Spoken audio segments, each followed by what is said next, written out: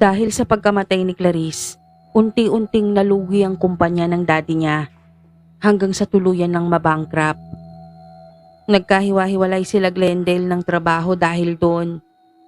Halos hindi na kami nagkikita-kita. Hanggang isang araw tinawagan ako ni Glendale.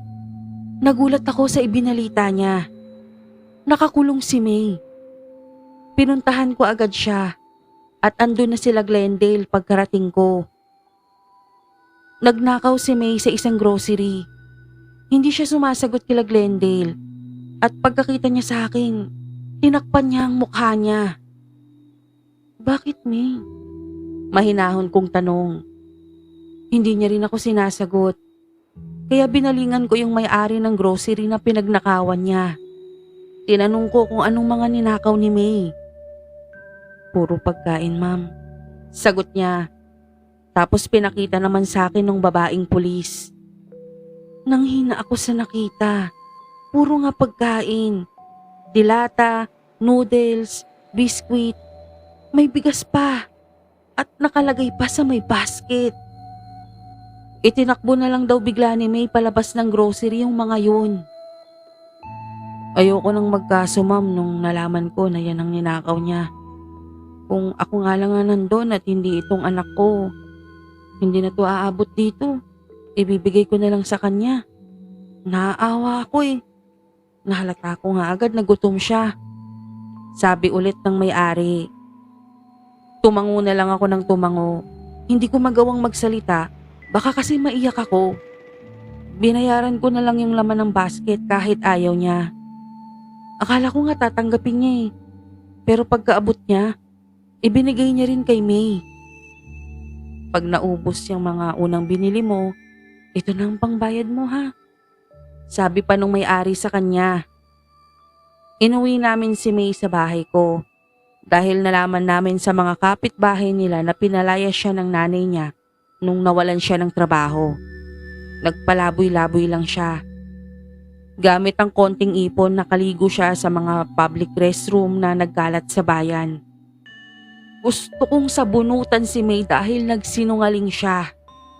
Sabi niya kasi sa amin may trabaho siya ulit. Sana nagsabi siya sa amin. Pero alam niyo, mas galit ako sa nanay niya. Marami talagang magulang na walang kwenta. Hindi na nakatanggi pa si May nang sila nanay at tatay mismo ang mariing nagsabi sa kanyang doon na siya tumira. Isang araw ng linggo, nagsimba kami nila Glendale. Pagkatapos ng misa, ang mga FB models kong friends nagpicture-picture sa tabi ni Mama Mary. Hinayaan namin sila ni May kasi gutom na kami. Nauna na kaming lumabas para bumili ng kwek-kwek sa gilid ng simbahan. Habang lumalamon, katext ko yung boss ko. Pinapasok ko kasi si May sa opisina namin. Narinig ko na parang may kausap si May at paglingon ko, nanlamig ako. Yung lalaking gusgusin na naman. Binilhan siya ni May ng kwek-kwek at sa malamig. At nakita ko ring pasimpleng binigyan siya ni May ng 100. Tapos tumingin naman sa akin yung lalaki at ngumiti. Tapos may kinuha sa bag niyang sako at binigay yun kay May. Saka umalis na. Mahigpit kong hinawakan si May sa braso at bigla rin akong nahilo. Sa Lunes nun, kasama ko si May na pumasok sa opisina. Pinagbigyan ako ng boss ko sa hiling ko. 4 na buwan na akala kong wala ng problema. Akala ko okay na ang kaibigan ko. May trabaho na siya ulit at sa tingin ko magiging maayos na siya. Hanggang isang araw isinama ako ni Bossing sa business trip niya. 2 araw lang naman. Iniwan ko si May na punong-puno ng buhay. Pagbalik ko, sa funeraria ko na siya inabutan. Lobo na ang katawan niya. Tumalon kasi siya sa tulay. Dinala siya ng ilog sa kabilang probinsya. Walang may alam sa amin nila Glendale kung anong dahilan kung bakit niya yun nagawa.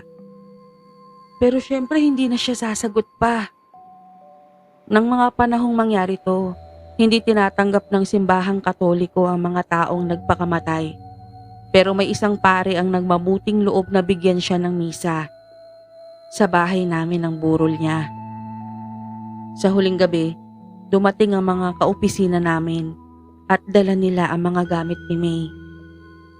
Sa may tindahan sa gilid ng bahay ko yun binuklat kasama sila Glendale.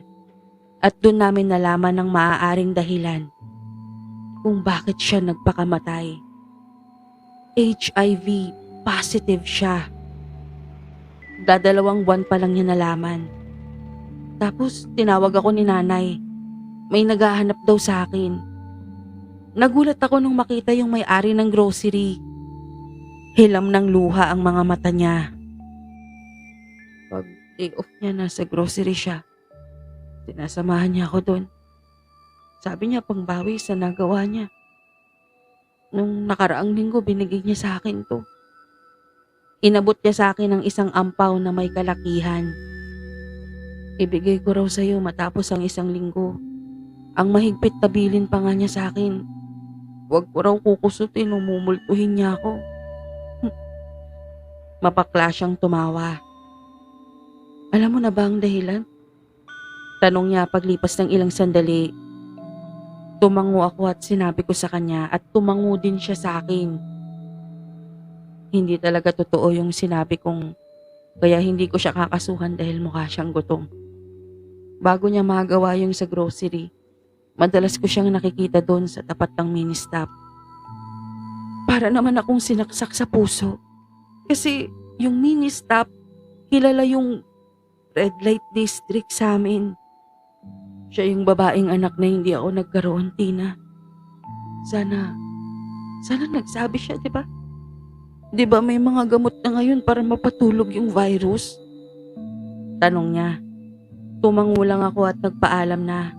Umalis ako sa bahay, sa maraming tao. Nung malayo na ako sa amin, saka ako umiyak ng umiyak. Naupo ako sa gilid ng kalsada at doon ngumawa. Hinampas-hampas ko ang dibdib ko. Naninikip kasi ng todo. Oh, uminom ka munang tubig. Pagkarinig nun napasigaw ako. Yung lalaking gusgusin na naman kasi. Pero sa pagkakataong yun, siya na ang nagbigay sa akin ng tubig. Huwag mong lukutin yan. Nginuso niya yung ampaw na hawak ko. Ako na naman ba dapat ang mamamatay? Tapos si May ang pinalit mo? Tanong ko. Tumawa siya. Huwag masyadong malaki ang ulo, Christina. Sa inyong magkakaibigan, kung may gusto akong iligtas ng iligtas sa kamatayan, si Myra yun, hindi ikaw. Kaya lang, hindi ako maaaring direktang makialam. Kaya nga binigay ko yan sa kanya eh. Nginuso niya yung ampaw. Hindi ako nakasagot dahil nakita kong pumatak ang masaganang luha sa mga mata niya. Umiiyak siya. Pagtayo niya, may kasama na siya. Si May, pero hindi man lang niya ako tinignan. Tapos may tinuro siya sa harapan. Si Kuya, sabi niya. Tapos nauna na siyang maglakad. Saan mo siya dadalhin? Bigla kong natanong. Patutulugin mo na siya. Sagot ng lalaki. Paglipas ng ilang araw, saka ko naalalang buksan yung ampaw. Lotto ticket at isang natiklop na papel kung saan nakasulat yung tinayaang numero sa ticket.